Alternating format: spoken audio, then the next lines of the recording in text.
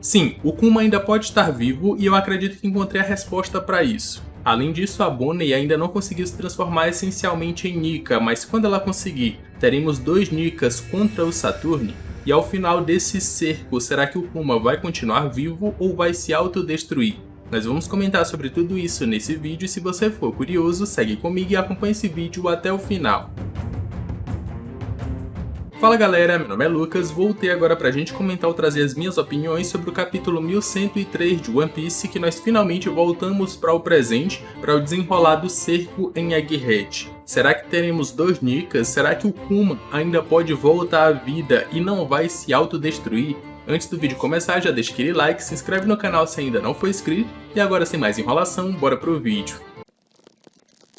Bom, o capítulo não começa bem no presente, mas em um pequeno flashback que aconteceu durante todo aquele incidente ali do traidor e o traidor querendo capturar e matar o Vegapunk. Porque o Vegapunk acaba encontrando a Bonnie depois que ela viu todas as memórias do seu pai e ela entendeu tudo o que aconteceu. E ela viu que o Vegapunk não era o verdadeiro culpado pelo seu pai ter morrido ou perdido as suas memórias, até que ela dá um abraço sincero no Vegapunk, como se estivesse desculpando de tudo que ela disse ou de tudo que aconteceu por esse engano que acabou acontecendo entre eles dois. Aqui também a gente vê o presente que o Kuma deixou com o Vegapunk para dar para sua filha como o presente de aniversário do seu 10º aniversário. A gente tem que ver aqui algumas características, porque essa é uma joia de safira, a mesma joia que veio da doença da sua mãe e também era uma doença que a Bonnie tinha, mas tem algumas características que foram dadas para ela, como o colar do sol e amuleto de proteção. São 2 características para essa joia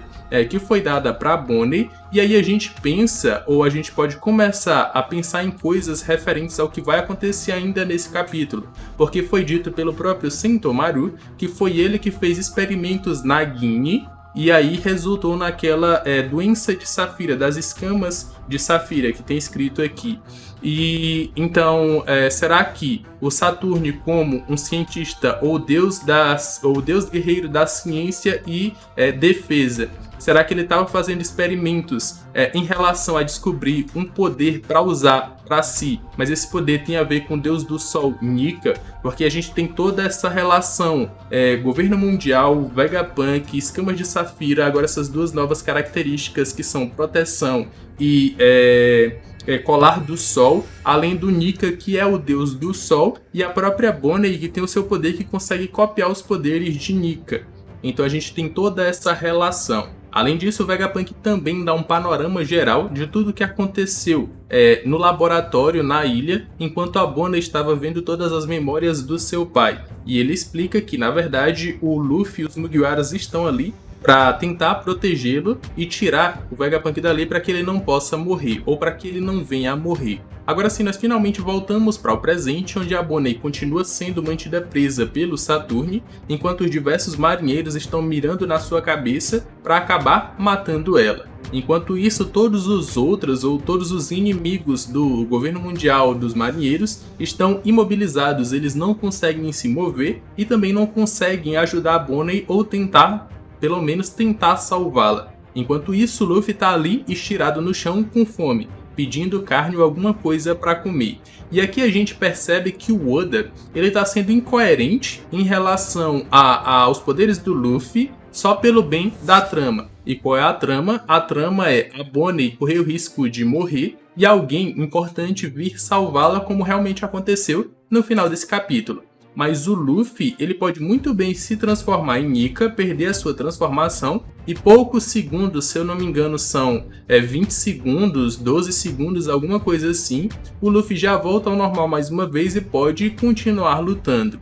Contra o Kaido foi assim, ele se transformou 2 vezes seguidas para conseguir vencer o Kaido, e depois que ele lutou com o Rob Lute, ele levou mais ou menos esses segundos aí para voltar ao normal. Então, o Oda está sendo incoerente aqui em relação aos poderes do Luffy, ao fazer ele precisar de carne, de comida, e não se transformar uma segunda vez, para que ele não consiga salvar a Bonnie nesse momento, mas sim outra pessoa. Porque em uma situação normal, o Luffy realmente conseguiria se transformar de novo no Gear 5 depois de um tempinho, para que ele conseguisse lutar e não necessitaria de comida. Aqui também a gente vê algumas reações das pessoas em volta do mundo em relação a esse cerco que está acontecendo na ilha de Egghead, em que inclusive está envolvendo um Yonkou, que no caso é o Luffy, e até vemos as reações ali dos revolucionários, principalmente do Ivankov e Dragon em relação ao Kuma. Ele se perguntando para onde que o Kuma iria, o que ele faria se ele tivesse ali um resquício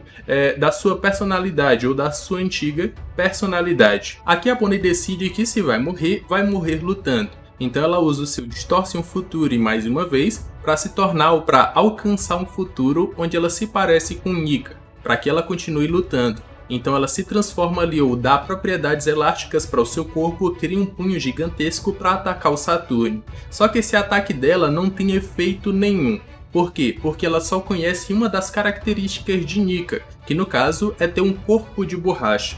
Ela não se transformou em Nika completamente, porque ela ainda não associou o Luffy e a sua transformação Gear 5 todo branco em Nika. Por isso que ela não ganha todos os poderes de Nika. Ela só consegue uma das características de Nika. Então a partir do momento que ela associar Luffy e Nika e ela vê com seus próprios olhos, ela pode acabar copiando completamente o Nika. Ela pode acabar se transformando em um futuro onde ela realmente é Nika, vendo todas as características dele. E aí nós podemos ter dois Nikas, o Luffy e a Bonnie, lutando contra o Saturn ainda no final desse arco aqui. É uma coisa que a gente pode imaginar que vai acontecer, ainda mais pelo que foi dito um pouco mais pra frente pelo próprio Saturn, quando ele diz que esse poder, com esse poder na verdade a pessoa pode escolher o futuro que quiser, mas esse poder é limitado quanto mais a pessoa conhece a realidade. Quanto mais ela conhece a realidade, mais limitado se torna o seu poder.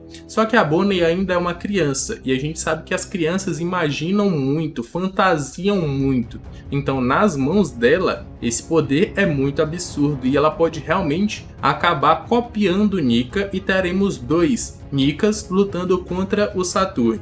Vocês acreditam que isso pode acontecer? Comentem aqui embaixo que eu quero saber, vou estar vendo e vou estar dando um coraçãozinho pra vocês. Mas além disso, alguém deu comida pro Luffy. O Luffy estava pedindo por comida, uma coisa meio incoerente, porque ele poderia realmente se transformar mais uma vez em Nika, mas como ele pediu, alguém foi lá e deu. E muito provavelmente essa pessoa que fez isso sem que ninguém percebesse ou rapidamente foi o Kizaru, porque no primeiro quadrinho que ele aparece, ele ainda está deitado, como se ainda não tivesse recuperado da batalha anterior. Mas depois que aparece o Luffy comendo, se empanturrando com comida, o Kizaru aparece já sentado, meio que pensando na vida, como se eu não sei de nada, eu não vi nada, não aconteceu nada. Então, muito provavelmente, dentre todas essas pessoas que estão nessa batalha, o único que poderia se mover e que a gente poderia imaginar que é um traidor, poderia trair a marinha, é o Kizaru. O Kizaru poderia fazer isso rapidamente sem que ninguém percebesse, e muito provavelmente ele fez isso e acabou dando comida pro Luffy ou dando energia para que o Luffy ainda possa se levantar e continuar lutando. Em meio a tudo isso, o próprio Saturn revela que foi ele quem deu os poderes para Bonnie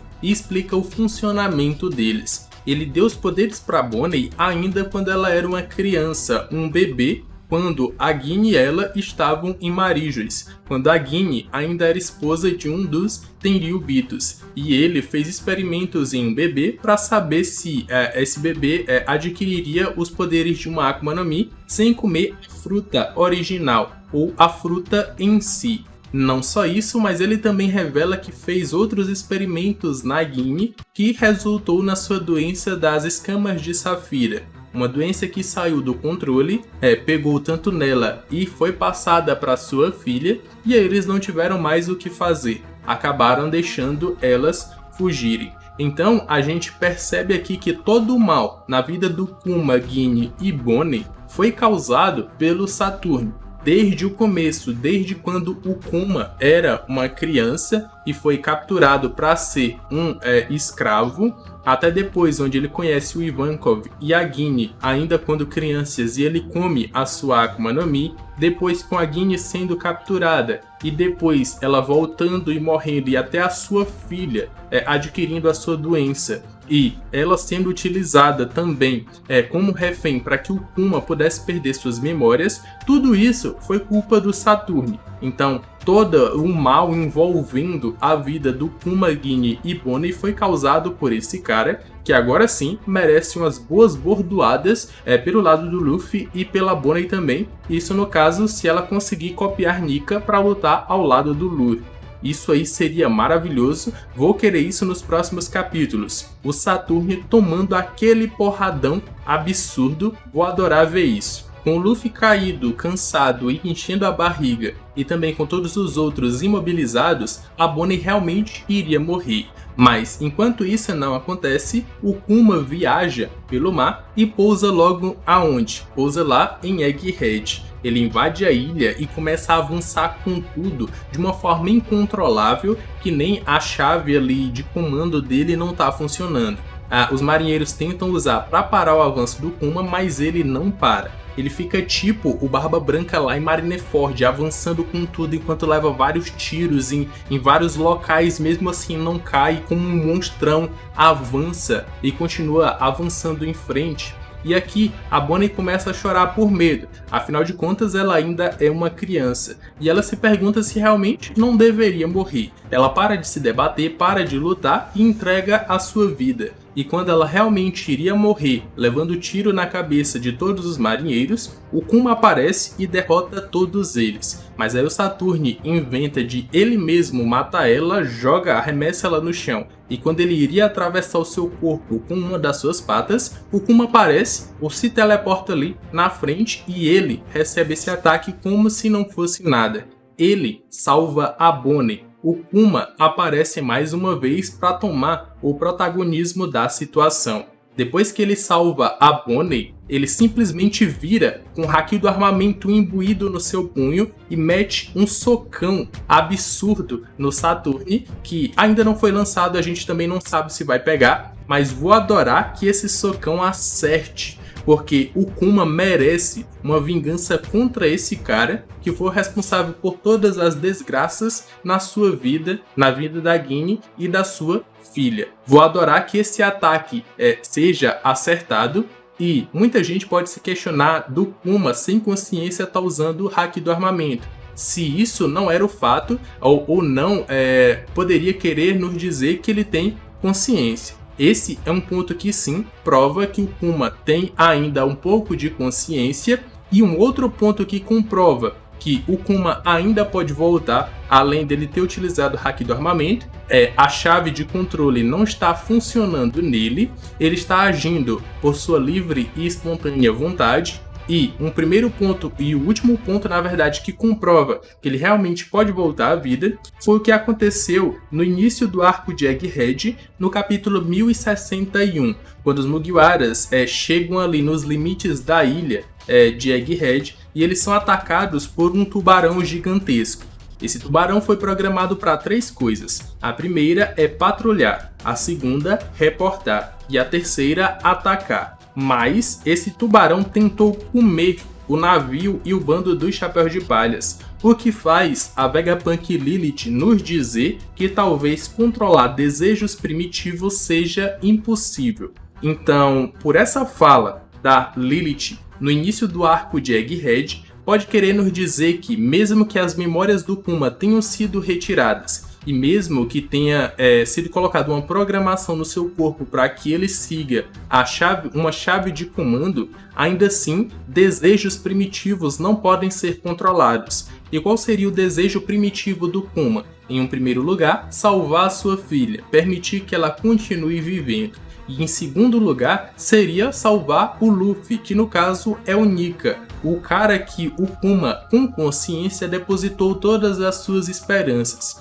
Então, esse desejo primitivo incontrolável do Kuma vai fazer com que, ou pode fazer com que, ele volte ou tenha as suas memórias de volta em algum momento. E mesmo que ele não tenha suas memórias, a gente pode pensar assim, que as suas memórias não vão voltar, o Kuma pode ser uma arma a favor dos Mugiwaras do Exército Revolucionário, mesmo que ele não tenha aquela personalidade que ele tenha antes, e que ele vá viver daqui pra frente só a partir dos seus desejos primitivos, que são o quê? Salvar sua filha e permitir que Nika, o deus do sol, ele salve o mundo, salve os mares, assim como ele realmente queria quando tinha consciência. Mas eu quero saber as suas opiniões em relação a esse capítulo, as opiniões que eu dei ao longo de todo ele. Comentem aqui embaixo que eu vou estar vendo e vou estar dando coraçãozinho para vocês. Aqui na tela final vão estar aparecendo 2 vídeos que eu acredito que vocês vão gostar. Eu me despeço por aqui, um abraço e valeu!